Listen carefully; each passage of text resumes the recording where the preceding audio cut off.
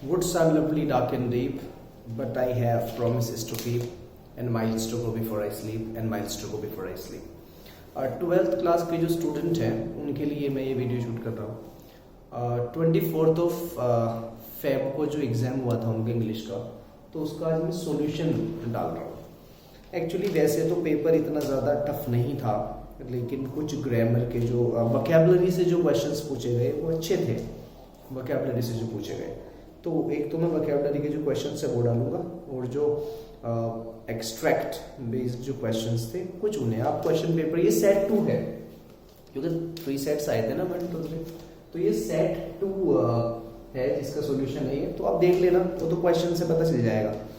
तो इसमें एक क्वेश्चन देखो, ये है ऑपोजिट ऑफ डिस्ट्रॉय पूछा है उन्होंने। डिस्ट्रॉय का ऑपोजिट क्या है, एंटोनिम क्या है। तो इसमें ना मैंने आपको एक वीडियो पहले भी बनाई थी, इस पे बहुत कम लोग ध्यान देते हैं। देखिए पार्ट्स ऑफ स्पीच जो है ना, इसका भी ध्यान रखा कीजिए। ऐसा नहीं बस मीनिंग है, ऐसे भी चीजें सोल्व हो जाती है। पार्ट्स ऑफ स्पीच मतलब जो वर्ड है वो नाउन है, क्या वो नाउन है या वो वर्ब है, एडजेक्टिव है, एडवर्ब है, ये सारी चीजें ना, इन्हें भी ध्यान रखो आप, इनसे भी काफी चीजें सोल्व हो जाती हैं। जैसे डिस्ट्रॉय जो है ना, ये वर्ब है ना। जैसे ही डिस्ट्रॉयड एवरीथिंग, डिस्ट्रॉयड जो first form, second form, third form होती है ना, ये सब वर्ब की होती है ना। तो डिस्ट्रॉय क्योंकि वर्ब है, तो ध्यान रखना सेम पार्ट्स ऑफ स्पीच ही हो इसकी, यानी इसका सिनोनियम भी सेम पार्ट्स ऑफ स्पीच होना चाहिए, और इसका जो ऑपोजिट होगा वो भी सेम पार्ट्स ऑफ स्पीच होनी चाहिए, ये हमेशा ध्यान रखना। अब रिवील्स देखिए आप, रिवील्स में ना उन्होंने एस यूज किया है, एस आता है थर्ड पर्सन के साथ, तो आप एस कैसे लिख सकते हैं, हमें नहीं पता ना सब्जेक्ट क्या है। देखिए जो एस या ईएस यूज होती है ना, वो सब्जेक्ट के अकॉर्डिंग यूज होती है, first person, second person, third person, तो अभी तो हमें पता ही नहीं है कौन सा पर्सन है। तो यहाँ डिस्ट्रॉय में अगर डिस्ट्रॉयज होता, अगर यहाँ पर डिस्ट्रॉयज होता तो फिर ये सही था, क्योंकि बस एक ही ऑप्शन था जिसमें थर्ड पर्सन के साथ यूज हुआ है, तो यहाँ नहीं है, तो ये तो आप, ये तो गलत है। उसके बाद एक्सपीरियंस देखिए आप, एक्सपीरियंस नाउन है, मैंने आपको बताया कि वो वर्ब भी होनी चाहिए, तो नाउन नहीं हो सकता। जनरेट करना ये एक वर्ब है, लेकिन आगे भी देख लेते हैं। पर्जिंग, पर्जिंग एक एक्चुअली नाउन है, इसका मतलब होता है किसी कंपनी से या किसी ऑर्गेनाइजेशन से बहुत सारे लोगों को एक साथ निकाल देना, बड़े वायलेंट तरीके से उन्हें जबरदस्ती करके निकाल देना किसी कंपनी। पर्जिंग, ये नाउन है एक, ये वर्ब है, तो वर्ब बस एक ही बची, वो है जनरेट, है ना। वर्ब में से ये भी थी कि मैंने आपको बताया इसमें एस यूज हो रहा है, इसलिए वो उससे मैच नहीं कर रहा, तो जनरेट आएगा, सही ऑप्शन जनरेट। सेकंड देखें, select the option that best describes, यानी ऐसा ऑप्शन सिलेक्ट करो जो डिस्क्राइब करता है सबसे अच्छे तरीके से। किन्हें करता है, चार्ली को करता है, चार्ली को करता है डिस्क्राइब। इस एक्सट्रैक्ट में, एक्सट्रैक्ट आप देख लीजिएगा जिसमें क्वेश्चन है, तो अब आप देखिए चार्ली था क्या, कौन सा चैप्टर है, द थर्ड, ये थर्ड लेवल चैप्टर है। अब इसमें क्या वो चीट था, क्या वो धोखेबाज था, तो धोखेबाज नहीं कह सकते आप, क्योंकि धोखा देने का मतलब है किसी को नुकसान पहुंचाना, तो उसने किसी को नुकसान नहीं पहुंचाया। क्या वो एक गलीबल था, गलीबल कहते हैं जिसे आसानी से परसुएट किया जा सके, जिसे बहकाया जा सके। इसका एक सिनोनिम क्रेडुलस कह सकते हैं, क्रेडुलस यानी बहुत जल्दी विश्वास करने वाला, बहुत जल्दी यकीन करने वाला। तो ऐसा तो नहीं था वो, क्योंकि आपने चैप्टर में देखा होगा जब उसका एक फ्रेंड साइकियाट्रिस्ट होता है ना, सैम, तो वो जब उसे समझाता है कि तुम ना इनसिक्योरिटी फील कर रहे हो, तुम इस दुनिया से इन परेशानियों से भागने का रास्ता तलाश कर रहे हो, तो वो आसानी से यकीन नहीं करता, तो it means he was not credulous, he was not gullible. तो ये भी गलत है, ये भी गलत है, चीट भी नहीं था। अपॉर्चुनिस्ट, अपॉर्चुनिस्ट मौके का फायदा उठाने वाला, तो ऐसा भी नहीं था। एस्केपिस्ट है वो। अब एस्केपिस्ट यानी क्या वो रियलिटी से भागना चाहता था, तो यही है इसमें एक्चुअली एस्केपिस्ट, है ना, क्योंकि वो इनसिक्योरिटी के बैठ। इस चैप्टर में ना थोड़ा सा ये चैप्टर ना एम्बिग्यूअस है। क्यों एम्बिग्यूअस, कभी तो आपको ऐसा लगेगा इस चैप्टर में, मैं चैप्टर पे एक वीडियो अलग से बनाऊंगा, लेकिन अभी थोड़ा सा बता रहा हूँ, इसमें आपको ना ऐसा लगेगा जैसे ये बस एक इसका ख्याल था, एक वहम था, तो ये अगर उस पर्सपेक्टिव से देखो तो ये एस्केपिस्ट था। लेकिन अब लास्ट में देखें आप कि वो उसी जगह पहुंच गया, उसी जगह वो, यानी कि वो उससे सैम कहता है कि मैं यहाँ आ गया, तुम भी आ जाना। तो सैम के पर्सपेक्टिव से देखो तो वो जगह थी, और जैसे वो करेंसी की बात करता है, पुरानी करेंसी होती है, तो यानी कि ये थोड़ा सा एक एम्बिग्यूटी है इसके अंदर, लेकिन फिलहाल इसमें जो ऑप्शन है वो इसके बेस्ट है। उसके बाद देखिए, choose the best option that describes Mister Lamb. Mister Lamb on the face of it है, ये सुजैन हिल, इसकी जो राइटर है सुजैन हिल है, और on the face of it Darian Lam. तो क्या वो हेड स्ट्रोक था? हेड स्ट्रोक कहते हैं बहुत ही ज्यादा अपनी बात पर अड़ जाना, बहुत ही हट्टी किस्म का शख्स, तो हेड स्ट्रोक कहते हैं, अपनी बात से हटना नहीं, ठीक है। पेसिमिस्ट कहते हैं ये ऑप्टिमिस्ट का ऑपोजिट है, यानी कि जो होप ना रखता हो, जो होपलेस हो, जो नाउम्मीद हो गया हो, उसे बोलते हैं पेसिमिस्ट। नेग्लिजेंट कहते हैं जो अनजान हो चीजों से, उसके चारों तरफ क्या हो रहा है वो बेखबर अनजान। उसके बाद पॉजिटिव, पॉजिटिव करेक्ट है, वो पॉजिटिव अप्रोच थी उसकी, है ना। इससे पहले एक क्वेश्चन और है, उसे भी आप देख लीजिए। हाँ, इसमें देख लीजिए पहले, थर्ड लेवल से ही था वो क्वेश्चन एक्चुअली। हाँ ये रहा, थर्ड लेवल से ये क्वेश्चन है कि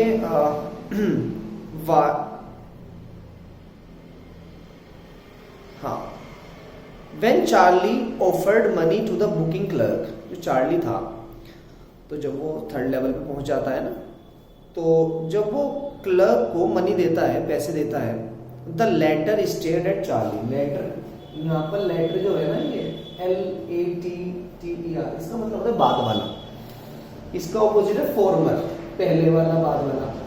तो ये बात होती है, जब हम नाम नहीं लेना चाह रहे, बस हम पहले दूसरे की बात करते हैं। ये कह रहा है जब चार्ली ने बुकिंग क्लर्क को मनी ऑफर की, the latter stared at Charlie, latter का मतलब बुकिंग क्लर्क है यहाँ पर, तो बुकिंग क्लर्क ने उसे घूरा, स्टेयर घूरना, चार्ली की तरफ, क्योंकि जो बुकिंग क्लर्क था, अब बताना है कि उसकी क्या कंडीशन थी, वो क्या सोच रहा था। क्या उसने ये सोचा कि जो वो दे रहा है वो पैसे है ही नहीं? डिड नॉट ट्रस्ट, क्या वो उसने चार्ली पर ट्रस्ट नहीं किया? सी ऑप्शन, उसने ये सोचा कि जो चार्ली है वो उसे परेशान करने की, छेड़ने की कोशिश कर रहा है, तंग करने की कोशिश कर रहा है। और डी, क्या उसने ये सोचा कि चार्ली ने उसे पैसे कम दिए हैं? तो इसमें एक्चुअली फर्स्ट है, उसने ये सोचा कि वो पैसे ही नहीं है, क्योंकि वो आपको पता है थर्ड लेवल टाइम की बात थी, तो वो जो करेंसी थी जो चार्ली दे रहा था वो एडवांस थी वक्त के हिसाब से, वो जो टाइम था वो पुराना था, यानी जो जिसमें बुकिंग क्लर्क था ना, वो टाइम काफी पुराना था, तो उसमें वो न्यूज़पेपर पर टाइम देखता है, डेट देखता है, तो 1800 एंड कुछ, तो कई 100 साल पुराना वो न्यूज़पेपर था, तो वो करेंसी तो उनके हिसाब से तो वो आई नहीं अभी, जो चार्ली के पास है भी, है ना, तो उसे लगता है कि वो पैसे ही नहीं है। उसके बाद इसमें अब एक क्वेश्चन और था जी, ये वाला क्वेश्चन था, choose the correct option with reference to the context extract. ये है what makes Derry tell Mister Lamb, यानी ऐसा क्या था कि जो डैरी ने मिस्टर लैम को जो बताया ना, ऐसी क्या चीज थी, किस चीज ने उसे मजबूर किया बताने पे कि अगर वो आएगा ना, एक डैरी अगर बाग में आता है, गार्डन में आता है, तो जो दूसरे बच्चे आते हैं वो आना बंद कर देंगे, यानी क्या, किस चीज ने डैरी को ये बात कहलवाई, व्हाट मेक्स। ऑप्शन फर्स्ट है Mr Lam would not let others come, क्या वो ये कहना चाहता था कि अगर डैरी आएगा तो जो मिस्टर लैम है वो दूसरे बच्चों को नहीं आने देगा। B, they would be repulsed by Derry, क्या वो जो बच्चे आएंगे क्या वो डैरी के द्वारा रिपल्स हो जाएंगे। रिपल्स का मतलब होता है, आप मान लीजिए एक ऐसा फोर्स जो चीजों को बाहर की तरफ करे, अट्रैक्टिव फोर्स और रिपल्सिव फोर्स आपने सुने होंगे, यानी जो चीज किसी चीज को बाहर की तरफ, तो क्या डैरी जब आएगा तो वो उसको देख ही नहीं पाएंगे, उसकी मौजूदगी को बर्दाश्त नहीं कर पाएंगे और वहां से भाग जाएंगे। और C, Mr Lam will have to choose, क्या मिस्टर लैम को फिर चूज करना पड़ेगा डैरी में और लोगों में। या D, Derry would flare up, कि डैरी को बहुत ज्यादा गुस्सा आ जाएगा, क्या ऐसा है कि गुस्से में भगा देगा सबको। तो इसमें ऑप्शन जो है ना वो बी है, they would be repulsed by Derry. उसके कहने का जो मतलब कि जब डैरी आएगा ना उस भाग में, तो दूसरे बच्चे बिकॉज ऑफ हिज फेस, क्योंकि उसे इंफीरियोरिटी कॉम्प्लेक्स था कि मेरा फेस इतना बेकार है कि बच्चे उसे देख नहीं पाएंगे, वो डरेंगे, तो वो चले जाएंगे यहाँ से। उसके बाद देखिए ये क्वेश्चन है कि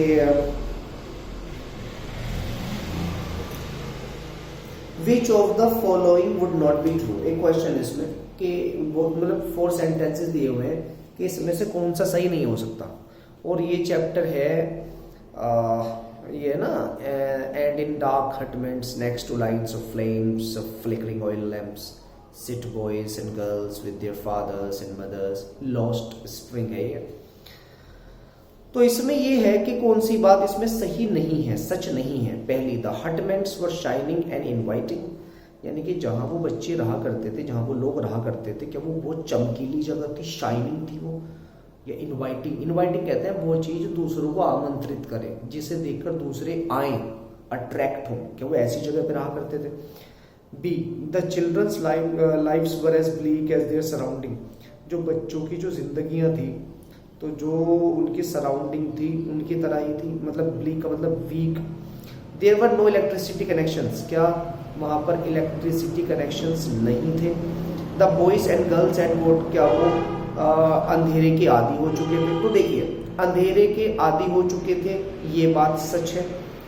इलेक्ट्रिसिटी कनेक्शंस नहीं थे, ये भी सच है। उनकी जो जिंदगी थी वो जैसे सराउंडिंग था ना उसकी तरह ही ब्लीक हो चुकी थी, कमजोर हो चुकी थी, बिल्कुल डल डिम, ये भी सच है।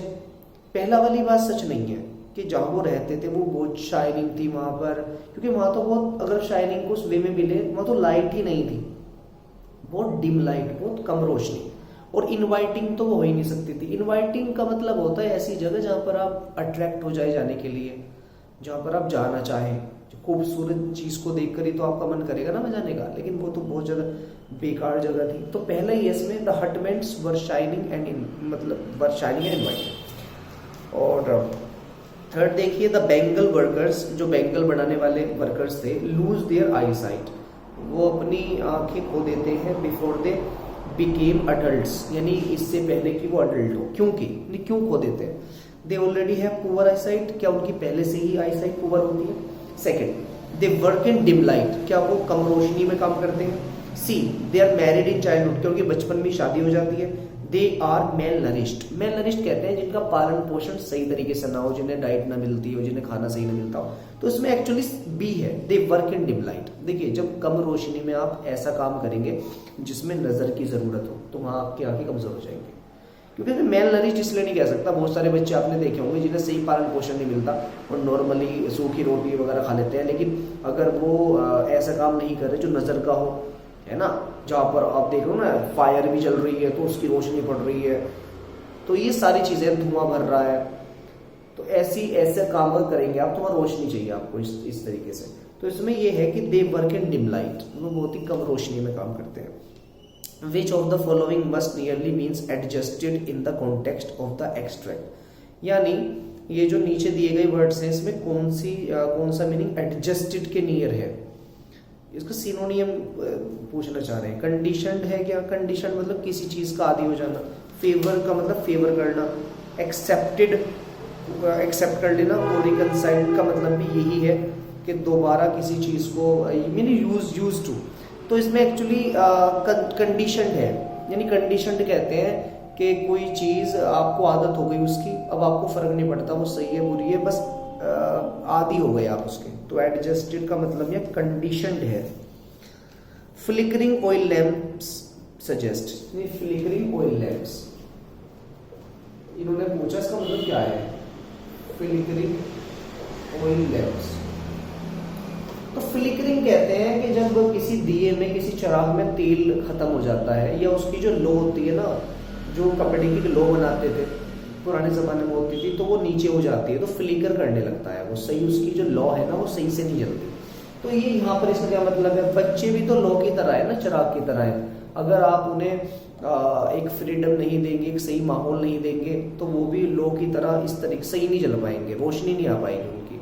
तो फ्लिकरिंग ऑयल लैंप्स का मतलब उनकी जिंदगियां खत्म हो रही है, जैसे दिए में तेल खत्म हो जाता है ना, ऑयल खत्म हो जाता है, तो इसी तरीके से उनकी जिंदगी खत्म हो रही है। तो ये flickering oil lamps shows the condition of the pathetic condition of the workers, Bengal workers. उसके बाद है इसमें what is the antonym from the extract of the word rarely. तो रियरली का एंटोनियम क्या है, ऑपोजिट वर्ड क्या है। तो उसमें देखिए आप अगर आप पैसेज पढ़ें तो एक वर्ड ऑफन है इसमें, ऑफन। तो ऑफन इसका ऑपोजिट है, ऑफन कहते हैं अक्सर को, और रियरली कहते हैं जो बहुत कमी के साथ कोई चीज हो। इसके बाद एक इसमें क्वेश्चन है, मतलब पैराग्राफ है एडला। एडला से आपको याद होगा रेड ट्रैप, है ना। मैंने आपको बताया था कैरेक्टर्स अगर आप सही तरीके से पढ़े हैं आपने तो चैप्टर आपको याद आ जाएगा। तो रेड ट्रैप है। तो इसमें एडला, इसमें क्वेश्चन है Edla wished the peddler, Edla की ख्वाहिश थी to have a peaceful day, कि वो ना एक सुकून का दिन गुजारे। पेडलर जो था ना वो सुकून का दिन गुजारे, क्योंकि क्यों गुजारे, मतलब क्यों सोचती थी। पेडलर हैड वर्कड फॉर एडला, क्योंकि पेडलर ने एडला के लिए वर्क किया था इसलिए। Second, the peddler had not been released from jail, जो पेडलर है वो जेल से अभी आजाद रिलीज नहीं हुआ था। C, the peddler had been staying at the forge, forge मतलब वो जगह, क्या वो वहां पर रुक रहा था इसलिए। या D, the peddler had always been looked with suspicion, कि पेडलर को हमेशा शक की निगाहों से देखा गया था। तो यही इसमें कैरेक्टर डी, क्योंकि वो जहां भी जाता था वो उसे पुलिस ढूंढ रही है, कभी उसे क्रॉस क्वेश्चंस कर रही है, उससे उसे डर था, हमेशा वो डरा हुआ रहता था और लोग उसे शक की निगाह से देखते थे। तो इसलिए वो चाहते थे कम से कम एक दिन तो गुजारे। उसमें डी ऑप्शन करेक्ट है। उसके बाद आप देखिए इसमें एक क्वेश्चन है, in the above extract एडला comes across, जो एक्सट्रैक्ट ऊपर दिया गया है एडला कम्स अक्रॉस का मतलब एडला को पता चलता है, यानी एडला ये मान लीजिए कि वो क्या बन गई, वो क्या उसकी एक कंडीशन थी, सोच थी, क्या साबित होता है एडला के कैरेक्टर को देखकर। क्या वो कॉन्शियस थी, यानी जमीर की सुनने वाली, या प्रिटेंशियस थी, प्रिटेंशंस। इसका मतलब होता है कि दिखावा करना एक तरीके से, यानी दूसरे कुछ ज्यादा ही तारीफ कर देना किसी की जो नहीं है, वो बात कर देना, यानी इसे फ्लैटरिंग भी कहते हैं। या अपने आप को इस तरीके से दिखाना जो तुम नहीं हो। कंपैशनेट कहते हैं दया दिखाना, किसी पे रहम करना। और सेल्फलेस जिसमें स्वार्थ ना हो, बट कंपैशनेट है, उसकी वो दया थी, कंपैशन नेचर था। उसके बाद है based on the above extract choose the statement which is true. ये जो एक्सट्रैक्ट है ये जो दिया हुआ है इसकी स्टेटमेंट चूज करो वो जो सच है। क्या रेड ट्रैप में ये दिखाया गया रिलेशनशिप्स आर रेड ट्रैप्स, जो रिश्ते हैं वो red traps. Second, money is important in the world, क्या उससे आप ये सीखते हैं कि मनी दुनिया में इंपॉर्टेंट है। या C, criminal is not born but made, ये जो क्रिमिनल्स होते हैं वो पैदा नहीं होते बल्कि बन जाते हैं। Christmas is a time of charity, जो क्रिसमस है वो दान देने का वक्त है ना। सी है, criminal is not born but made, परिस्थितियां बनाती है। इसके अलावा आप देख लीजिए, हाँ इसमें क्वेश्चन है सिलेक्ट द ऑप्शन, ये तो हो गया था। और इसमें कौन सा क्वेश्चन है, हाँ इसमें ये चीज है, ये ना sometimes I feel my self I can hardly bear the thought of so much childish longing. ये है अ रोड साइड स्टैंड, ये रॉबर्ट फ्रॉस्ट का है, अ रोड साइड स्टैंड। देखिए रॉबर्ट फ्रॉस्ट बहुत ही ये कैसे पोइट है, 9th में भी इनका चैप्टर मिलेगा आपको, आपने पढ़ा होगा रोड नॉट टेकन, वो भी रॉबर्ट फ्रॉस्ट का है। 10th में इनका चैप्टर है डस्ट ऑफ स्नो, वो रॉबर्ट फ्रॉस्ट का है। 11th में चैप्टर था लेकिन वो अब नहीं है, stopping woods by snowy evening वो चैप्टर था। और 12th में ये चैप्टर है रोड साइड स्टैंड, जो रास्ते में सड़क पे जाते हैं और रास्ते में जो कुछ वो उन्होंने रेडी लगाई हुई होती है, कभी फ्रूट्स की कभी किसी टॉयज की, तो इन्हें रोड साइड स्टैंड कहते हैं। तो ये कह रहा है what is the sentiment expressed in the above extract, यानी ये जो रोड साइड स्टैंडर होते हैं खड़े हुए, इनका क्या सेंटीमेंट होता है जो स्ट्रक्ट में दिखाया गया है। क्या रिमोर्स होते हैं वो, बहुत तो गुस्से में। रिग्रेट, क्या पछता रहे होते हैं, रिग्रेट। एम्पैथी कहते हैं, एक होती है सिंपैथी, होता है एम्पैथी। सिंपैथी कहते हैं बस किसी के बारे में सोचना कि यार इसे तरस खाना किसी को बस, और एम्पैथी उसकी हेल्प भी करना। डिसअपॉइंटमेंट कहते हैं दुखी होना, और गिल्ट कहते हैं कोई गुनाह करने पर पश्चाताप, यानी कोई गुनाह का एहसास। इस एक्चुअली डिसअपॉइंटमेंट तो करेक्ट है, क्योंकि जब उनके पास कोई रुकता ही नहीं है कोई खरीदने के लिए, कोई रुकता भी है तो एड्रेस पूछने के लिए, उन्हें लगता है हमसे कुछ खरीदेगा, ये तो डिसअपॉइंटमेंट है। यानी फोर्थ तो पक्का है। अब ये देख लो फोर्थ किस किस में है, सिर्फ एक में है फर्स्ट वाले में। तो थर्ड एम्पैथी, हालांकि इसमें शो नहीं होती एम्पैथी, लेकिन जो फोर्थ है इसलिए थर्ड पहला वाला है, थर्ड एंड फोर्थ, क्योंकि मुझे समझ में नहीं आया कि उन्होंने एम्पैथी किस वे में लिखा है। बस इसमें डिसअपॉइंटमेंट मेरे हिसाब से सही है, बाकी सही नहीं है, लेकिन आप थर्ड एंड फोर्थ यानी फर्स्ट वाला कर दीजिए। उसके बाद आप देखिए इसमें, हाँ ये देखिए आप, my mother at 66 by Kamala Das, है ना। इसमें एक्सट्रैक्टर सेक्शन सी का स्टार्टिंग है, but after airport security check standing a few yards away I looked again at her. तो इसमें फर्स्ट वाला देखिए, in the above extract the narrator feels, जो एक्सट्रैक्ट दिया हुआ है इसमें नरेटर फील करता है, क्या फील करता है, जो कमला दास है, क्या वो सेटिस्फाइड फील कर रही है, संतुष्ट फील कर रही है अपने आपको, या फियरफुल, डर महसूस कर रही है। नॉस्टैल्जिक कहते हैं यादें, और यादें भी पॉजिटिव, यानी आप कुछ आपकी जिंदगी में कुछ बड़ी अच्छी यादें हैं जिन्हें सोचकर आपको खुशी महसूस, नॉस्टैल्जिक कहते हैं। और रिग्रेटफुल कहते हैं पछतावा होना, इसमें पछतावा कुछ नहीं था, नॉस्टैल्जिक में इसमें फियरफुल था, वो अपने पेरेंट्स को खोने का, अपनी मदर को खोने का एक डर, तो ये फियरफुल इसमें करेक्ट है। इसके अलावा complete the following analogy, analogy एक लॉजिकल एक रीजनिंग है, और इसे she Seng like a bird, Simli, ठीक है, मैंने आपको बताया लाइक एज, ये जो वर्ड आते हैं सिमली में आते हैं, कंपैरिजन, तो मदर का एक बर्ड से कंपैरिजन किया गया, तो ये सिमली है। All I did was smile and smile and smile, एक ही वर्ड बार बार रिपीट हो रहा है, तो ये रिपीटेशन, जब वर्ड रिपीट हो तो रिपीटेशन, ये करेक्ट। बाकी तो सारे इसमें आपने कर ही लिए होंगे, इतना टफ पेपर नहीं था, मुझे जो लगा मैंने आपको एक ई वाला कर लीजिए।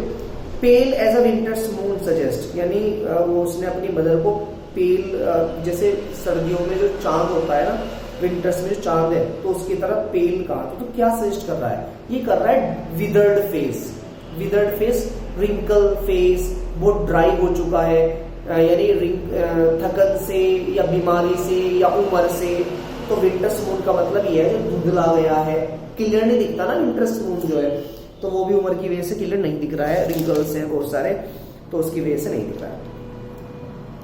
सो आई होप आपने बाकी तो कर ही लिया होगा। इसके अलावा अगर आपको लगता है क्वेश्चन है तो आप कमेंट्स में पूछ सकते हैं मुझसे कोई सा क्वेश्चन जो मैंने अभी नहीं लिया होगा, सो मैं आई विल ट्राई कि मैं आपका उसका आंसर दूं। Okay student, thank you so much.